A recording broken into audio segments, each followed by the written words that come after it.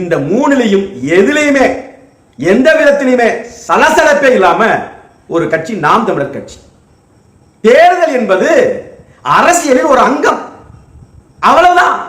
என்னுடைய அரசியல் என்பது இன விடுதலை அரசியல், என் மக்களுக்கான அரசியல், என் மக்களின் தேவையை பூர்த்தி செய்கிற அரசியல், என் மக்களின் போராட்டத்தில் அமர்ந்து அவர்களோடு நின்று போராடக்கூடிய, வியர்வையும் ரத்தமும் சிந்தக்கூடிய அரசியல் தான் நாம் தமிழர் கட்சி அரசியல்னு நாம் தமிழர் கட்சி இன்னொரு பக்கம்.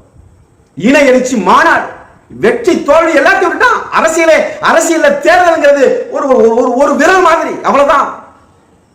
அதுல வெற்றி தோல்வி அப்படியே தூக்கி வாக்கு எண்ணிக்கை முடிஞ்சிச்சு, நம்ம தோத்துட்டோமா, முடிஞ்சிருச்சா, அவங்க அரியணை ஏறிட்டாங்களா, சரி ஏறட்டு விட்டு நம்ம அடுத்த வேலையை பார்ப்போம். அதுதான் அரசியல்.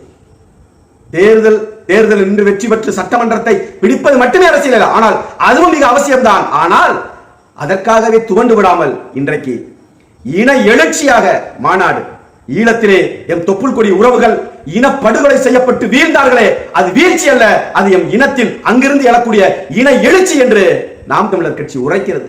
கொஞ்சம் கூட அதை பத்தி கவலைப்படாம மறுபடியும் அதே வேகத்தோட, அதை விட மிகப்பெரிய வேகத்தோடு இன்றைக்கு அந்த இன எழுச்சி மாநாடை நடத்துகிறது ஒரு கட்சினா யார் உங்களுக்கு வேணும்னு பாருங்க. நாம் தமிழர் கட்சி சொன்னது நிதர்சனமாக செய்யக்கூடிய ஒன்று, செய்ய முடியும் ஒரு ஆட்சி அதிகாரத்தை வைத்துன்னு சொன்னாங்க. ஆனால் அதை சினிமா போல பார்த்தான்.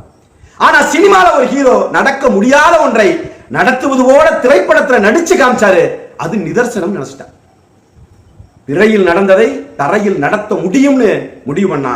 ஆனால் தரையில நின்று ஒருத்தர் நிதர்சனத்தை சொல்லி இந்த இனத்தின், இந்த நிலத்தின், இந்த மொழியின், இந்த மண்ணை வாழ வைக்கும்னு பேசுனத அவை சினிமா மாதிரி நினைச்சிட்டான். நடக்க முடியாத ஒன்றை சொல்கிறார்கள் அப்படின்னு நினைச்சிட்டான். மொத்தத்துல மக்களுக்காக யார் நிற்கிறா, மக்களுக்கான தலைவன் யாரு, மக்கள் யாரை தேர்ந்தெடுத்திருக்கணும் என்பதை போக போக தெரிந்து கொள்வார்கள் என்பதுதான் உண்மை.